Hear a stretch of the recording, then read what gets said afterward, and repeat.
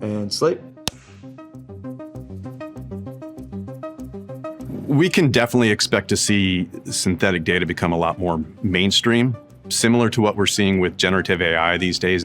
Organizations realize the need for data, yet in some cases are just restricted to what their organizations can actually use due to privacy issues.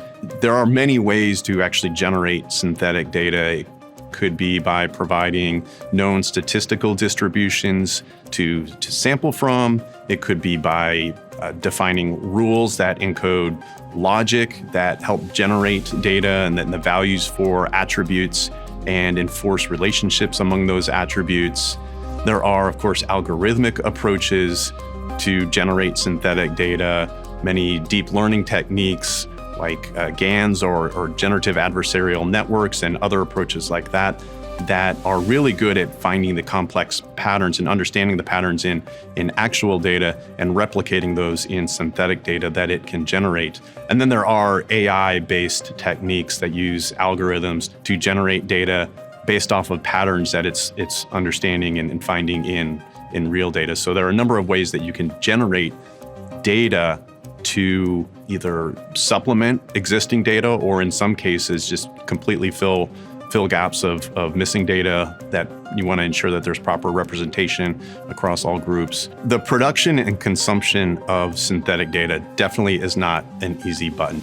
Just like with AI applications in general, it all starts with ensuring that you have a good understanding of the problem you're trying to solve, the objectives you're trying to achieve, and take stock of what data you have and what data is missing that you can help fill those gaps with synthetic data. All along the way, you need to be mindful that there isn't any sort of leakage of privacy, and of course, ensuring that there's an appropriate balance of all groups represented in that data.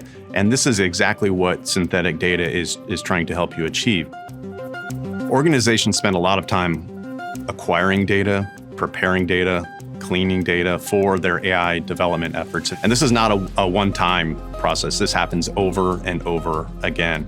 So if a reliable synthetic data generation process can be put in place, this avoids a lot of that cost and that effort around data acquisition and preparation.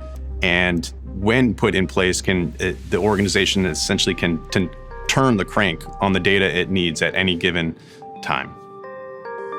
We're seeing synthetic data being used in a number of different industries within the government sector. It's all about people and processes and defining policies to provide services to the right people at the right time. And a big issue there, of course, is ensuring that we have proper representation, that those services and the decisions being made to apply those services are fair across the entire population.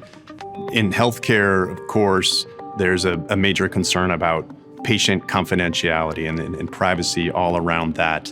And in the healthcare space and the life sciences space, that's probably one of the greatest opportunities for new discoveries with AI and advanced analytics that can be used to find new solutions, find new treatments for things like rare diseases where we don't have a lot of data for it.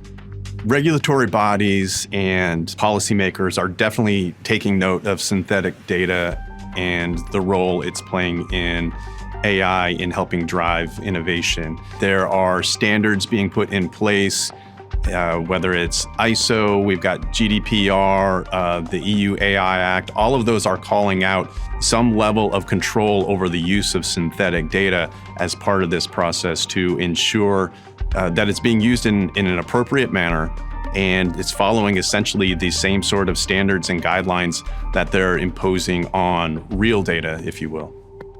We live in such a data-rich world these days.